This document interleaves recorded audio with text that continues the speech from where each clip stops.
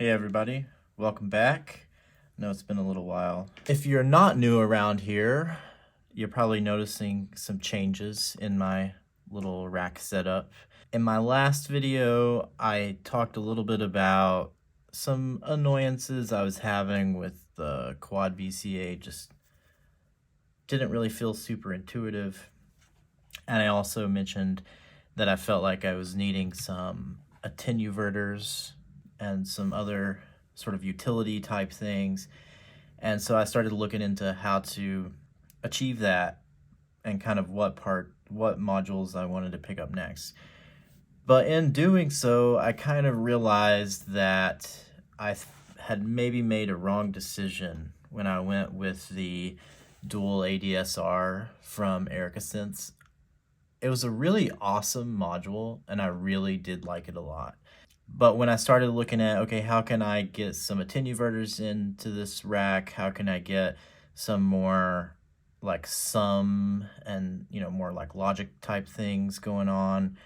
I realized that maths with its 4 channels versus the 2 channels of the ADSR, with maths, I could cover a lot of those bases in one module.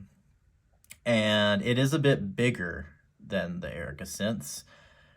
And so I did have to sacrifice some HP, but if I think about it, by the time I added, let's say, a module with 2 attenuverters and maybe just a mixer to be able to mix 4 things down, I've spent more money and probably taken up more total space. So I kind of started thinking, well, maybe I should have done a maths instead. And so then I also wanted to maybe make up for some of this lost HP and also alleviate some of my annoyances with my quad VCA that I had from EricaSense. And so I found that the cool Doepfer A135-2 does pretty much all the same things, but the normalizations are a little bit more intuitive, and we have this really cool selected output that it mixes all of the channels that you haven't specifically pulled the out from. And I thought that was really useful to have both the all and the selected options. And it's also smaller, so it made up for some of the HP that I lost by going with maths instead.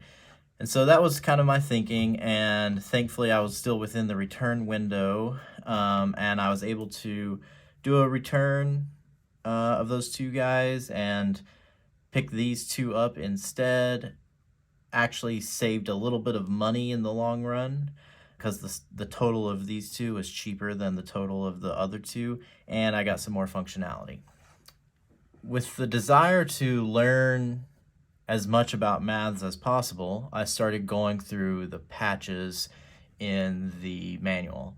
And then I found this secondary supplement, the Make Noise Maths V2 Illustrated Supplement by Dimonam, and it has all of the same patches from the manual in a slightly different order, and then it also has some additional ones. And the ones that overlap with the manual, I think the presentation here in this illustrated supplement is just better because you get pictures for all of the patches, and also pictures of like scope screens and that sort of thing. So like here you can see kind of more explanation than is in the official Make Noise manual. So what I got set up here is just a scope in VCV rack because I don't have a hardware scope, and the manual, and then of course my rack. And I just wanted to start working through some of these patches in the order that they're here. I think this will be a series of videos. So today I'm going to go through the first 2, I think, because they're like LFO related, so they're very similar, and I don't know, it seems like it could be a pretty useful way to get to know this module more in depth. So let's get started. The first one in the list is a typical voltage controlled triangle function, triangle LFO. So basically this is just going to generate a triangle LFO that we can adjust frequency, we can do frequency modulation, and we can also use the rise and fall to adjust the shape. So let's go ahead and patch this up real quick and kind of take a look at it on the screen. So first thing I'm going to do is I'm going to take my output and just run that over to my mixer. And then we'll set this on cycle. And then very simply, we just need to take the sum and run that into the both over here. Let me crank this up. Should start to see waveform. Yeah, there we go. Pretty low. Maybe we can. There we go. Surprisingly, it's not very triangular right out the box. So let me. Is it my? Well, I'm not sure. Seems like we could use some calibration, but let's just kind of go over how this looks. So first things, okay, so channel 1, the attenuator acts as basically, yeah, it amplifies and attenuates our signal. So actually let me take this back down and crank this up. Okay. Interesting. And so we can do some amplitude adjustment of our LFO. If we adjust, so it says channel 2 to noon. We're not quite at noon. Okay, so that was having a negative effect. And okay, so now I think that 2 and 3 should affect the frequency. So yeah, we can hear we're starting to get up into audio rates there. Way down. I'm not using a DC coupled input, so I think once we get low, it'll just start to disappear. I could use my disting here in ES2 mode, and but I think that's okay. We can see the adjustability of the frequency. We don't really need to go through that to get it all to show up in VCV rack. So anyway, can hear that. Very nice. Let's see, channel 3 seems to have a similar effect. Let's get that sized somewhere that it looks nice on the screen. So maybe like that. And then we can make the attack very slow. Oh, you can see we get way. Yeah. We can make the fall like that. Really slow.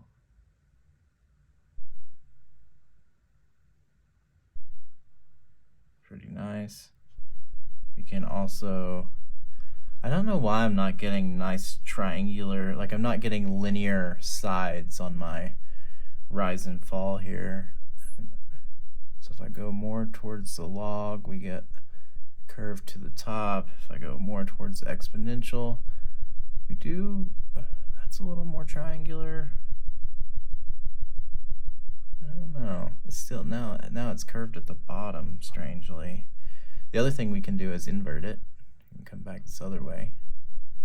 So now we have an inverted LFO, so that's pretty nifty.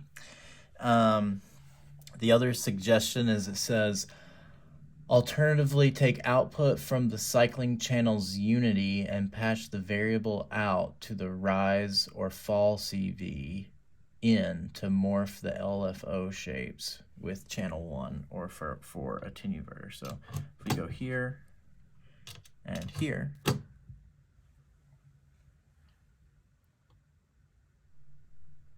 what are we gonna get?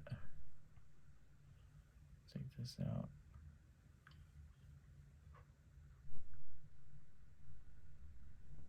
Let's crank up the speed some.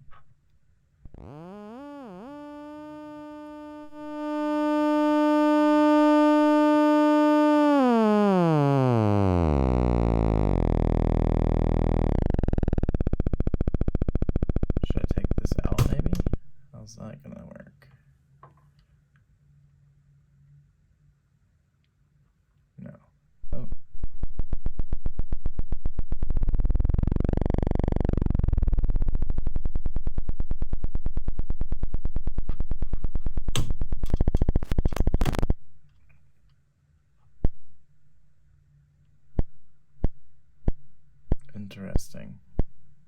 Pretty wild shapes we can get there. Let's go back to here. Way up in audio right now.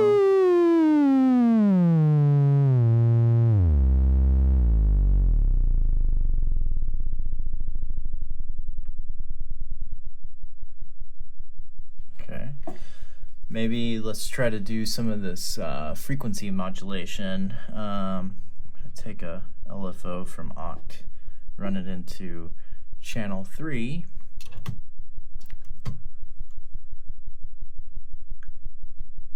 And then I think this should now kind of adjust the amount of frequency modulation.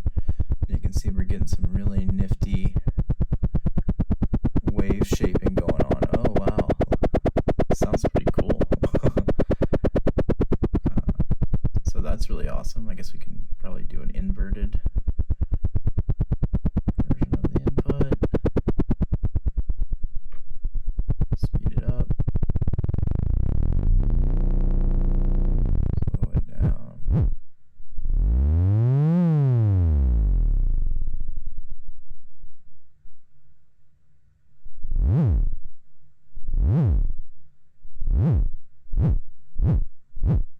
Yeah, it's pretty cool. You can get some pretty interesting effects.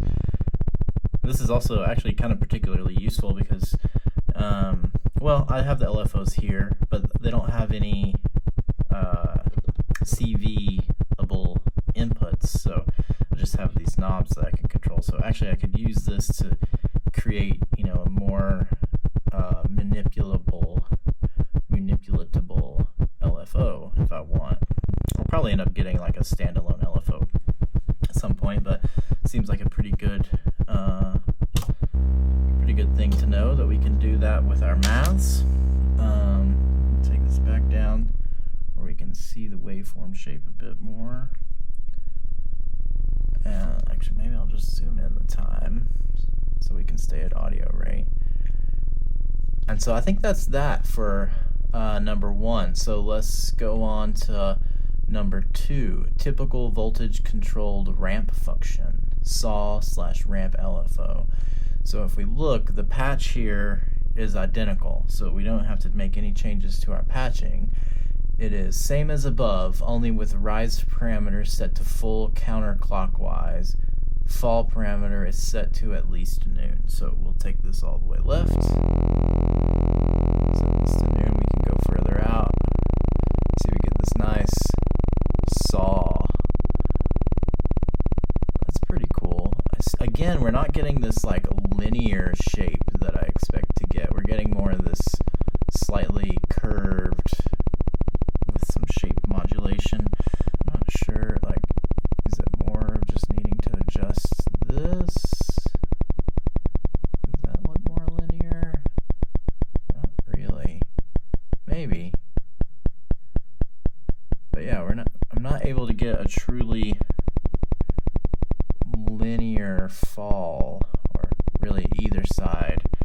I don't know. Is that something wrong with my maths or something wrong with the patch?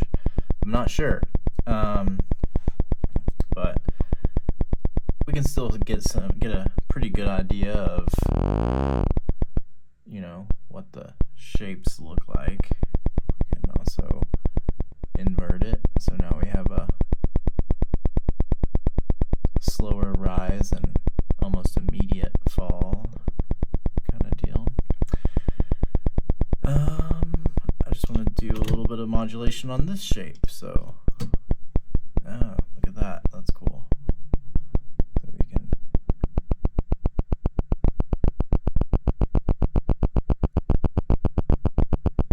get some pretty cool wave shapes out of that, and of course,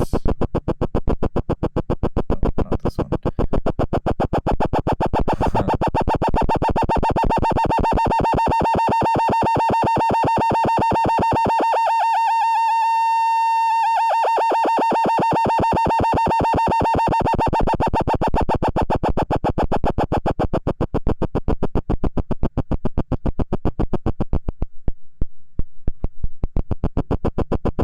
All right. So that's our first two patches from the visual Make Noise Mask V2 illustrated supplement. Triangle LFO, and then a saw/ramp LFO. Hopefully that's helpful to some other people. Found it pretty interesting to play with. And so next time we'll move on through the list. Thanks a lot. Have a good one.